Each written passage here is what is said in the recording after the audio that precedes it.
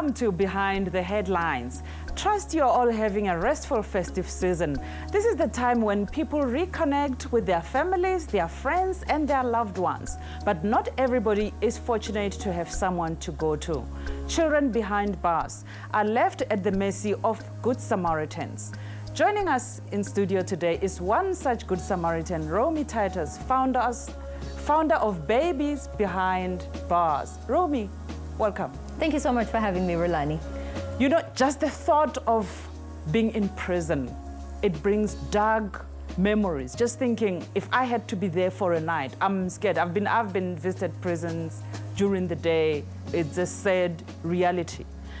But imagine being a child, have to be there. How have you found those children to be coping?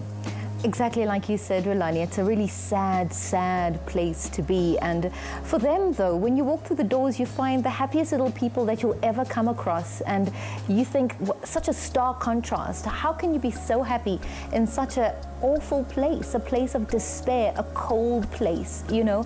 And you realize that that's where they've spent their entire lives, behind bars. And so they know no different. And I figure when you know no different, I guess prison is home. It's where they've grown up. And so they're happy, yet sad in the same breath, because they don't have everything else, all the privileges that other children beyond those bars have. What motivated you to start this project? Well, I'm a journalist by profession, so actually as an intern, back in the day, I never got the lead story. You know, I always kind of got the fluffy story on the side, and it was Christmas time actually, and my editor sent me to Pretoria Correctional Centre, and there was supposed to be a kiddies party. None of it really made sense to me at the time, and I kicked and screamed kind of all the way there, because I was like, when am I ever going to get the lead story? But by the time I got there, I mean, I was so surprised with what I saw, because children behind bars, children in prison, that's not really something that ever crosses your mind. And so I stood there covering the story, but at the same time really just being haunted by the reality of little people living in such dire situations. Viewers, I would imagine, we rarely think of children in orphanages, children in the street, but we never think of children behind bars. How does it happen that a child is in prison? If you are maybe convicted and sentenced today and you have a 2-day-old child, can you take a child there?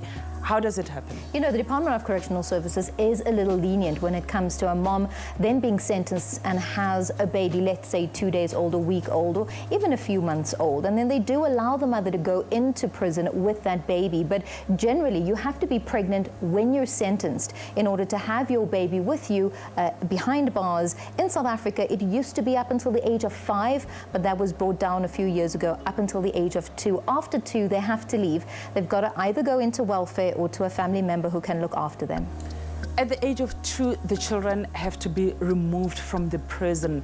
Is it because maybe they think the children shouldn't remember where they were? It's exactly that, Rolani. You know, it used to be 5, and the then correctional minister, services minister, she was a deputy, Hlengiwe Mkhize, who was a clinical psychologist, actually came into the fold and realized that 5 was way too old. At 5, you start remembering things like the orange overall and that you're locked up, and you start just grasping, I guess, the criminal life that still exists behind bars, and that is why it was reduced to the age of 2. Because when I went in, actually, I met a 5-year-old boy who was the happiest little boy under the planet. You know, he could sing, he could dance, up until when the male cameraman who I was with picked him up, and he would go ballistic.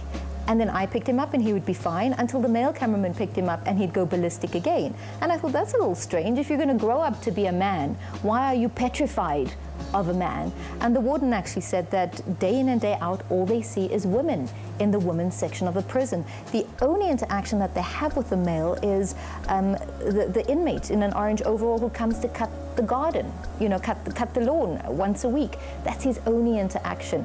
And for me, I think more than anything, that really traumatized me. Madiba, how did he influence you to be involved in trying to help someone who otherwise would have nothing?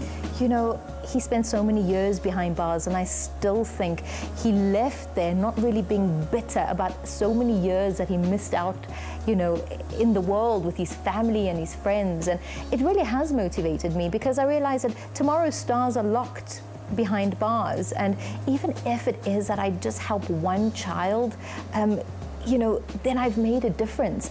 Statistics in the USA show that 80% of children born or raised in prison, ages 0 to 5, actually come back to prison as adults, and that is a big number. So even if I can, through my organization, reduce that number, then I guess I've been successful in some way. How do you help the children? We ensure that their basic human needs are taken care of. So we're talking food and formula. Some of the babies are HIV positive. Some of the moms don't want to breastfeed. Some do breastfeed. Educational toys in order for them to have early skills development, you know, for their moms to assist them with that. It gets very cold in there in winter and summer. It gets very hot. And so we make sure that they've got enough clothing. Newborn baby packs we send through as well. But everything just for them to be happy, healthy little people. Talking about little things like formula and nappies, does the department supply those? Yes and no. So to a degree, very little of our tax money goes towards raising children in prison. And if you think about a prison, I mean, it isn't exactly built with women in mind, let alone children in mind. So very little of the money, yes, does go towards the upbringing of the child. There is certain food and formula now bought. That came into the fold about maybe a year and a half, 2 years ago. Before that, they heavily relied on family and donors to bring that through. And then a disposable nappy is still a luxury. I remember at Pretoria taking through nappies one month, and there was enough, I think, to last the moms there about 3 months. And they all started singing as I brought the nappies, you know. And I didn't realize why the celebration was sort of louder and happier and more thankful than most donations. And one of the moms said that she actually put a damp toweling nappy on her baby because there was no tumble dryer and the sun didn't dry the nappies in time, but she had no other option. And so, you know, she was really thankful for the disposable nappies. But once X amount of money which is allocated for that is used up, it's used up, and then they have to wait for the next month in order for government then to bring in or to buy, you know, new stuff for the new month.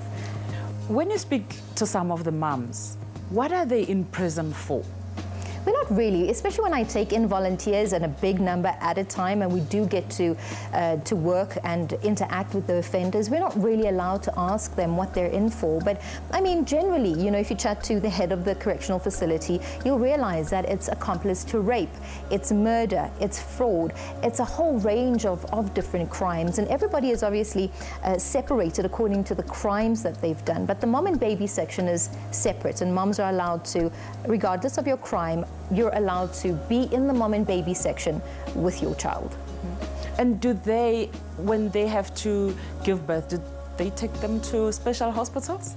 Sometimes the baby comes with no warning and voila, there you have it, a newborn baby on the prison floor.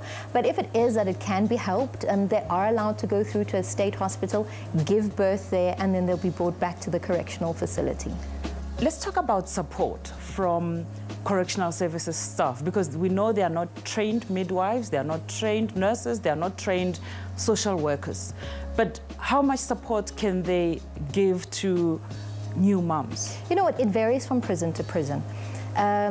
Prisons that I have dealt with have qualified social workers and have qualified nurses as well. There are some, like I said, of the moms who are HIV positive and other offenders, and they have to take their medication there. So there is a clinic where they go to. In terms of helping the mom, and you know, I think a lot still needs to be done. I visited a prison in the United States in June and realized that South Africa has such a long way to go when it comes to prenatal care, you know, having a baby, especially if it's your first baby and you're so far away from loved ones and family. That is really lacking in South African jails. And you've also visited prisons in Namibia and Swaziland. That's it. We have a footprint there. I grew up in Namibia, so it's home away from home. We're in 4 prisons there at the moment. Happy to report that there aren't any babies in Namibian jails at the moment. They've got a really low population as well, only 2.2 million people in the entire Namibia. So I guess that's a good thing, you know, thumbs up there. And Swaziland as well. We do help out Mawela prison,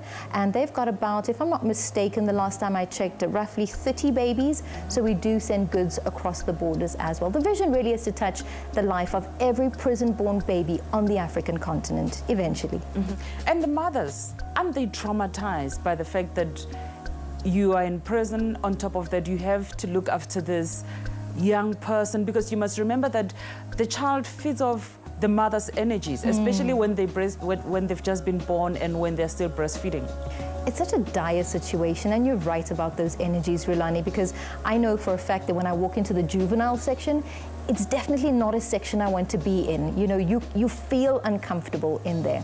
The mom and baby section, I guess it's happier. You know, it's a more calming environment, and it's actually a pleasure to spend time with the moms and the babies there. But in terms of energy, I mean, some of the moms are just so despondent.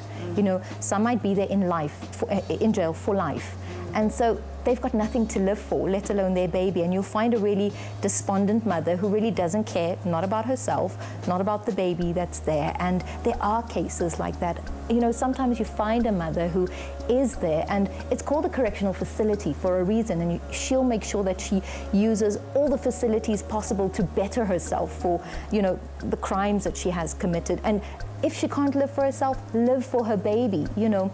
But it varies from person to person, and sometimes I'm not equipped really, but you know, you walk through the prison cells and you really find that I'm trying to help the babies, but at the end of the day, you're also trying to just lend a hand or an ear to a mother who really just is having a bad day. It's such a bad day, exactly. That's what Romy is sharing with us. We're talking about babies behind bars over the festive season. We're all happy, and let's not assume that everybody is having a great time, because there are some people could use a shoulder to lean on. More after the break.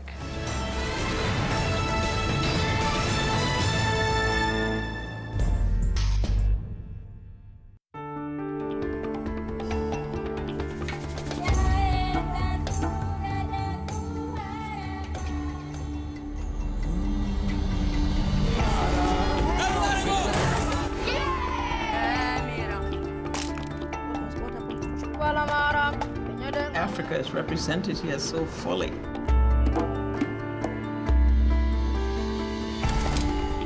Those words tend to have consequences. Be careful, because, you know, anything can happen.